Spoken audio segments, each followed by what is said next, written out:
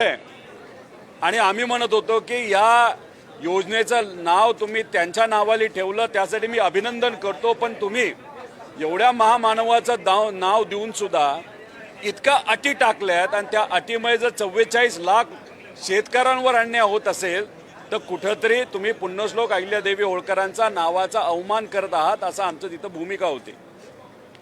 बऱ्याच लोकांनी आम्हाला सांगितलं सरकारवर विश्वास ठेवा आणि आम्हाला या बाबतीत राजकारण करायचं नव्हतं, आम्ही विश्वास ठेवला पण आमचा विश्वासघात झालाय, शेतकऱ्यांचा विश्वासघात झालेला आहे।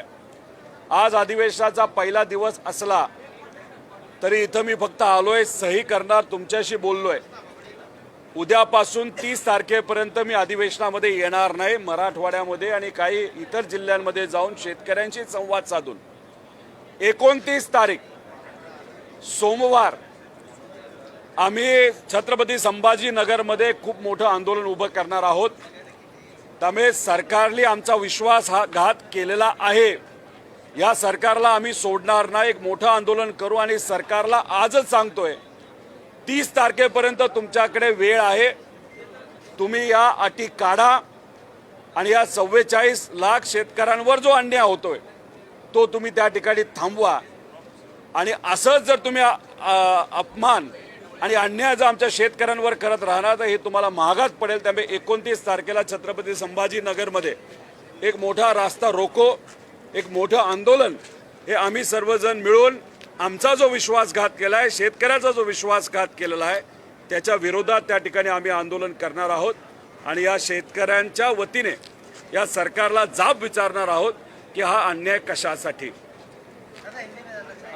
दुसरं म्हणजे नुकतेच विधान परिषदेचे निकाल हाती आलेले आहेत आणि नाशिकमध्ये अपक्ष उमेदवार गीते हे निवडून आलेले आहेत, तर महायुतीचे उमेदवार दराडे नरेंद्र दराडे हे पराभूत झालेले आहेत। कसं पाहता याकडे? मित्र पक्षांनीच शिवसेनेचा केसाने गळा कापला असं दराडे म्हणतात। काही दिवसांपूर्वी उद्धव ठाकरे साहेबांचे 6 खासदार हे घेऊन राजकीय दृष्टिकोनातून कुठेतरी उद्धव ठाकरे साहेबांना एकनाथ शिंदे साहेबांनी अडचणीत आणलं, पण दुसऱ्याशी लढत असताना, विरोधकांशी लढत असताना त्यांच्याच मित्र पक्षाने म्हणजे भाजपने हा त्यांचाच कुठेतरी केसाने गळा कापला, घात केला।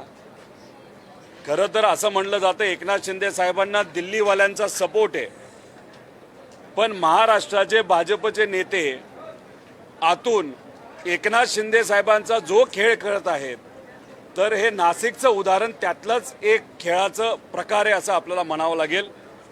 त्यामुळे भाजप कितीही मित्रपक्ष वाटला, हा भाजप कोणाचाही मित्र नाही, हा जवळच्या लोकांचा सुद्धा घातपात त्या ठिकाणी करू शकतो, राजकीय दृष्टिकोनातून मित्रपक्षांना सुद्धा अडचणीत आणू शकतो।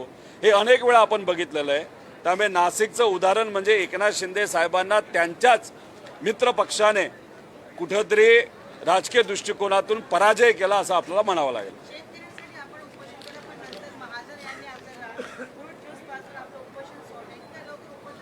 एक तर महाजन साहेबांच्या हातातून मी ज्यूस पिला नाही, मी पवित्र श्री नामदेव पायरीकडे जाऊन तिथे असणाऱ्या सामान्य परिवारातून जे वारकरी संप्रदायाचे लोक होते त्यांच्या हातून पेढा खाऊन मी तिथं उपोषण सोडलं। विषय कसा असतो, सगळ्याच गोष्टीत आपण राजकारण केलं तर हे योग्य नसतं। त्यामुळे आमचा प्रयत्न होता मुख्यमंत्र्यांशी फोनवर बोलून आम्हाला जर शब्द दिला असेल तर राजकारण न आणता आपण ऐकलं पाहिजे आणि मग ते आम्ही ऐकलं, पण आमचा विश्वासघात झाला, शेतकऱ्यांचा विश्वासघात झाला आणि याचं उत्तर आणि याची किंमत या सरकारला 100% मोजावी लागणार हे आम्ही या ठिकाणी तुमच्या समयांच्या माध्यमातून सरकारला इथं सांगत आहोत।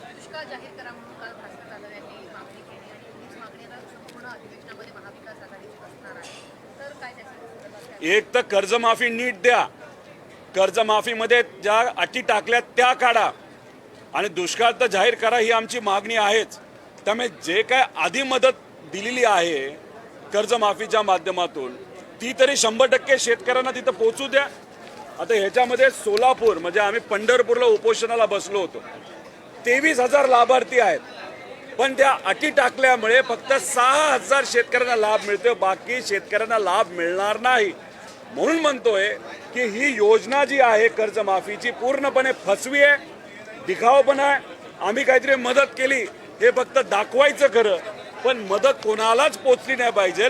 पैसे कुठेतरी सरकारचे वाचले पाहिजे आणि ते वाचलेले पैसे कुठल्या तरी कॉन्ट्रॅक्टरच्या घशात घालायचे आणि त्यातून कमिशन खायचं, हे मात्र सरकारमधल्या नेत्यांचं ठरलेलं दिसतंय. सीएमने काल सांगितलं की बँकिंग पेपर्ससाठी काही अटी शर्ती घातलेल्या आहेत, मात्र जर त्या शिथिल करता येतील तर त्या संदर्भात आम्ही काही दिवसात निर्णय घेऊ. अरे पण कधी निर्णय घेणार? त्यासाठीच तर आम्ही उपोषण केलं होतं, आम्ही अन्नत्याग केला होता आणि त्यात तुम्ही म्हणाला होतं की आपण चर्चा करू. आम्ही चर्चा करायला तयार झालो, पण तुम्ही आम्हाला बोलवलं नाही. आम्ही जे म्हणतोय तुम्ही समजून घेत नाही. सुरुवातीला म्हणाले एक सुद्धा अट अशी चुकीची नाही, दुसऱ्यांदा म्हणाले 99% शेतकऱ्यांना फायदा होईल, नंतर म्हणाले 55 लाख पैकी 40 लाख शेतकऱ्यांना फायदा होईल. म्हणजे स्वतःच मुख्यमंत्री साहेब कुठेतरी दरवेळेस जेव्हा बोलायचे तेव्हा एकदा आकडा कमी करत चालले होते आणि परत काल म्हणाले की अटच नाही. आम्ही अट म्हणजे तुम्ही म्हणता अट नाही, पण याच्यामध्ये आपण जर GR बघितला त्या याच्यामध्ये अटी आहेत ना. शेतकऱ्यांना हे कळलेलं आहे आणि सोलापूर जिल्ह्याचं उदाहरण मी आत्ताच तुम्हाला दाखवून दिलेलं आहे. त्यामुळे या मुद्दामून अटी टाकल्यात. एखाद्या अधिकाऱ्याला जबाबदारी दिली, अधिकाऱ्यांनी AC मध्ये बसून शेतकऱ्यांवर अन्याय केलेला आहे.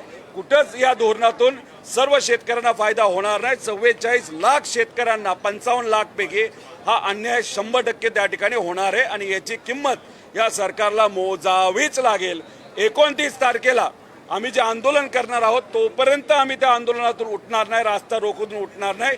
जोपर्यंत आम्ही तिथे अधिवेशन इथं आणि इथल्या इथं मुख्यमंत्री साहेब असतील नाही तर जो कुठला नेता असेल, मंत्री असेल, त्यांनी इथं जाहीर केल्याशिवाय आम्ही तिथून त्या रस्त्यावरनं उठणार नाही.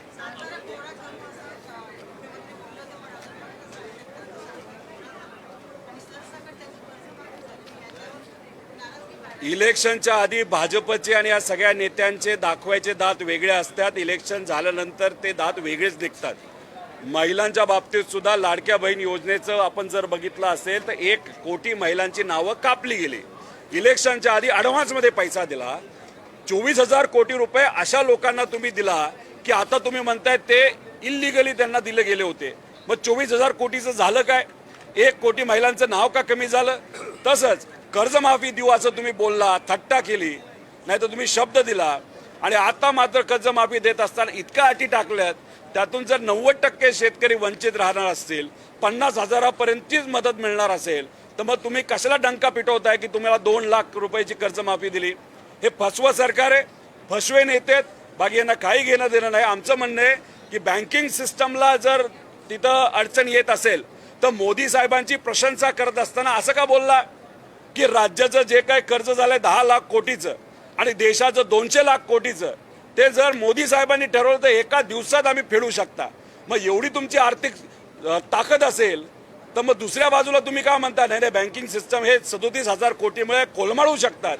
त्यामुळे एका बाजूला प्रशंसा करताना मोठ्या मोठ्या गोष्टी करायच्या आणि गरीबाला मदत करण्याची वेळ येते तेव्हा म्हणता की बँकिंग सिस्टम कोलमडून जाईल. आमचं एवढंच म्हणणं आहे, शक्ती मार्ग जो 1,20,000 कोटीचा तुम्ही करताय त्यातून जे 40,000 कोटी तुम्ही भ्रष्टाचार करणार आहेत ते थांबवा. सगळं नॉर्मल होतंय, पण ते नाही थांबवायचं.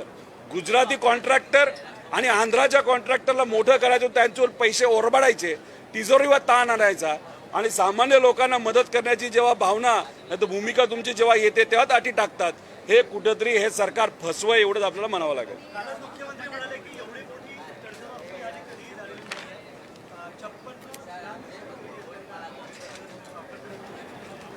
आमच्यात हिंमत आहे. जर मुख्यमंत्री साहेब स्वतः आले, मी GR कसा फसवाय, कशात त्यात चुका आहेत, कशा पद्धतीने शेतकऱ्यांवर अन्याय होणार आहे हे आम्ही पूर्णपणे पुराव्यात सकट तिथं सांगू शकतो. आता जेव्हा अतिवृष्टी झाली होती 35,000 कोटीचं पॅकेज जाहीर केलं होतं.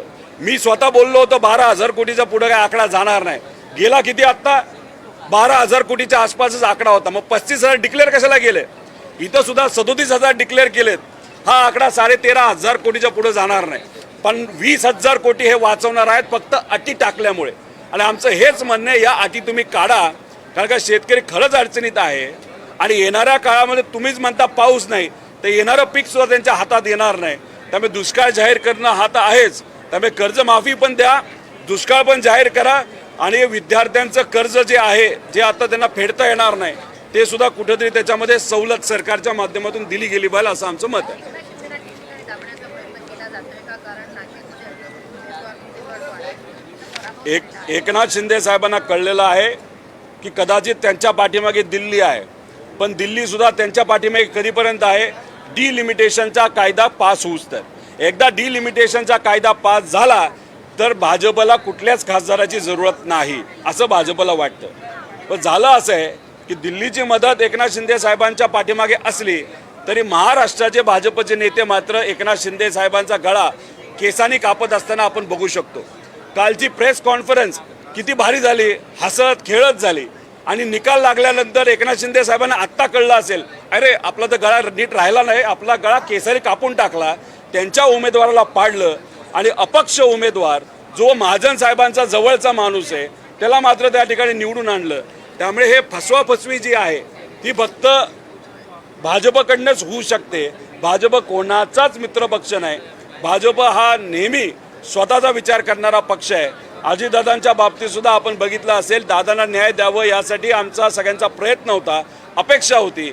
भाजपचे जे नेते आहेत ते दादांना मित्र म्हणायचे, त्यांनी मात्र अजूनपर्यंत CBIला ते काय प्रकरण दिलेलं नाही. तपासाच्या बाबतीत सुद्धा काही झालं नाही. CIDचा उपयोग दारू विकणाऱ्यांना शोधण्यासाठी केला जातो, पण दादांच्या बाबतीत मात्र त्या ठिकाणी कुठेही तपास योग्य दिशेने जाताना आपल्याला दिसत नाही.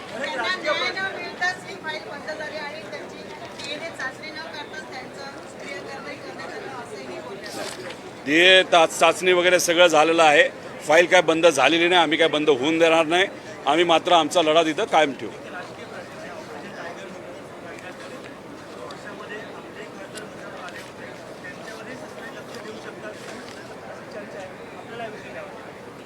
हे बघा, चर्चा तर कोणाची होऊ शकते. ऑपरेशन टायगरपेक्षा ऑपरेशन बाजार म्हणायला काय हरकत आहे. विचाराचा बाजार झाला, नात्यांचा बाजार झाला, त्यानंतर पैशांचा बाजार झाला, लोकांचा बाजार झाला, माणुसकीचा बाजार झाला. मग ऑपरेशन बाजार म्हणायला काय हरकत नाही. त्यामुळे पूर्णपणे आणि आता नाशिकचा निकाल लागल्यानंतर एकनाथ शिंदे साहेबांच्या पक्षाचा सुद्धा बाजार झाला असं आपला त्या ठिकाणी म्हणावं लागेल. त्यामुळे हे जे काय ते होत राहणार. पण मला असं वाटतं की किती प्रयत्न केला तरी आमचा एक सुद्धा खासदार त्या ठिकाणी फुटेल असं आम्हाला वाटत नाही.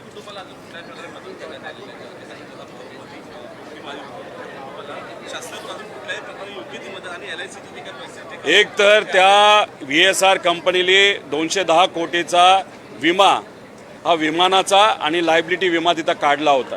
त्यातून VSRला विमानाची किंमत 15 कोटी रुपये आणि त्याला पैसे कदाचित 200पेक्षा जास्त कोटी मिळू शकतात. आमचं हेच सरकारला म्हणणं आहे की माळी परिवार असेल, तो जाधव परिवार असेल आणि पायलटसुद्धा असतील, या लोकांना कुठं ना कुठंतरी त्या ठिकाणी आर्थिक लाभ त्या परिवाराला झाला पाहिजे अशी आमच्या सगळ्यांची मागणी आहे. पण झालं असं आहे, हे सरकार इतकं घमंडी आहे, हे विषय चर्चेत आणायलाच नको म्हणतात. हवेत मात्र त्या ठिकाणी गोळ्या झाडतात की हे आमचे मित्र होते, हे आमचं तसं. त्यामुळे दादांच्या बाबतीत तेच झालं, शेतकरी कर्जमाफीच्या बाबतीत तेच झालं, लाडक्या बहिणींच्या बाबतीत तेच झालं. त्यामुळे कुठं ना कुठंतरी हे सरकार फक्त न फक्त दिखावा करते, बाकी काही करत नाही असं आमचं प्रामाणिक मत आहे.